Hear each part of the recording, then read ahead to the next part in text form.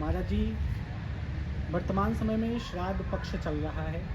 भारतीय संस्कृति में श्राद्ध का बहुत विशेष महत्व है। आम जनमानस में भी श्राद्ध को लेकर के विभिन्न धारणाएं हैं, कुछ अवधारणाएं भी हैं।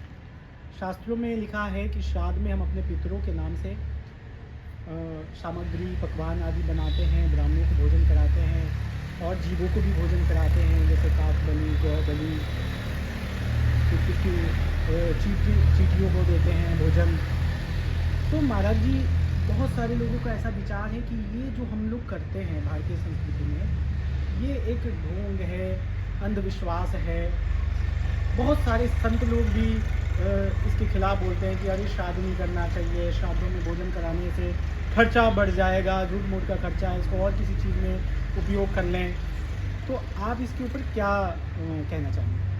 देखिए, श्राद्ध सीधे सीधे श्रद्धा से निकला है, ठीक है। और श्रद्धा आदमी को कहीं भी हो सकती है, पितरों में भी श्रद्धा होनी चाहिए। और मूल चीज से समझिए, अगर आप समझ रहे हैं कि आप आज आपके अस्तित्व में हैं, तो कल इसका मतलब आपके पिताजी भी थे और उनके पिताजी भी थे और उनके पिताजी भी थे, यानी आपके परिवार की कड़ी है पूरी, जो कि चली आ रही है कहीं ना कहीं से।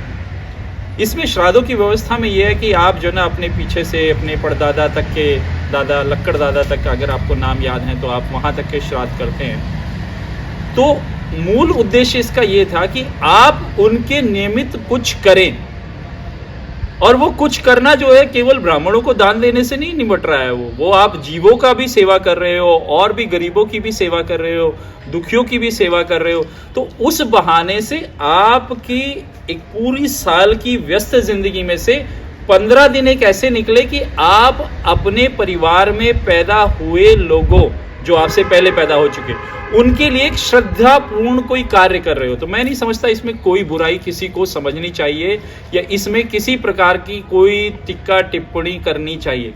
अगर कोई कहे कि ये कैसे पहुंचता है जी उन तक, वो तो चले गए। देखो भाई, सिंपल सी चीज ये है कि आज की तारीख में आप जाते हो कहीं भी, किसी दुकानदार से सामान खरीदते हो तो वो QR कोड देता है, और QR कोड आप अपने उसमें स्कैन करते हो अपने GPay में या फोन पे में या ATM, वो जो पेटीएम है उसमें, और तुरंत जो है ना आप अपने अकाउंट से पासवर्ड डालते हो और वो पैसे उसके अकाउंट में पहुंच जाते हैं। कैसे पहुंच गए वो पैसे? जब आपके पास विज्ञान में वो शक्ति है, तो ज्ञान में भी वो शक्ति है जिसको कहते हैं संकल्प। संकल्प के माध्यम से कुछ भी, कोई भी पुण्य किसी के भी खाते में ट्रांसफर किया जा सकता है।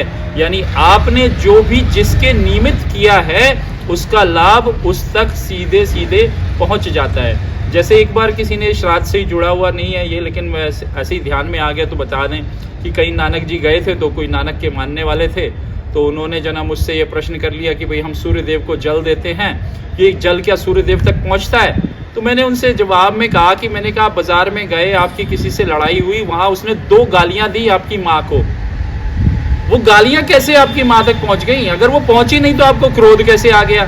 तो जब अपशब्द पहुंच सकता है तो सुशब्द क्यों नहीं पहुंच सकता? सुकार्य क्यों नहीं पहुंच सकता?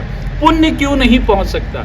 तो पहुंचता है, इसीलिए ये श्राद्ध की व्यवस्था है। और अगर मैं थोड़ी देर के लिए मान भी लूं कि चलो ठीक है कुछ कार्य नहीं करता, तो कम से कम आप किसी की सेवा तो कर रहे हो। आप कौवों को खिला रहे हो, जीवों को खिला रहे हो, मनुष्यों को खिला रहे हो, चींटियों को खिला रहे हो, गाय को भोजन दे रहे हो। हाँ, तो ये जो आप भोजन करा रहे हो, कुत्तों को भोजन करा रहे हो, तो ये जो आप जीवों को खिला रहे हो, ये तो एक अच्छा ही कार्य है। इसमें बुराई क्या है? मैं नहीं समझता इसमें किसी प्रकार की किसी को टिक्का टिप्पणी करने का अधिकार है या नकारात्मकता बोलने का अधिकार। आजकल बहुत गुरु ऐसे पैदा हो गए जो स्वयं का ही महिमा मंडन करना चाहते हैं। वो चाहते ही नहीं कि किसी और को स्वीकार किया जाए, तो वो हमेशा इसके विरोध में बोलते हैं। अरे भाई, विरोध में बोलो, बहुत सारी चीजें हैं बोलने लायक, जिनके बोलना है विरोध में उनके तो बोला नहीं जाता, श्राद्धों के विरोध में बोलने लग जाते हैं। भाई आप श्राद्ध करिए, इसका पूर्ण लाभ होता है आपको भी और आपके जो पीढ़ी में पैदा हुए हैं बुजुर्ग, वो जो चले गए हैं उनको भी, और जो पितृलोक में रह रहे हैं उनकी विशेष कृपा आप पर होती है। तो घर के पितृ दोष समाप्त होते हैं, और घर के पितृ दोष समाप्त होते ही व्यापार में जुड़ी हुई समस्याएं, आपके परिवार के कलह से जुड़ी हुई समस्याएं, आपके शारीरिक रोग, मानसिक रोग, आध्यात्मिक रोग, सबका शमन करते हैं ये श्राद्ध। तो अवश्य करिए श्राद्ध, श्राद्ध से नहीं बचना चाहिए। नमस्कार।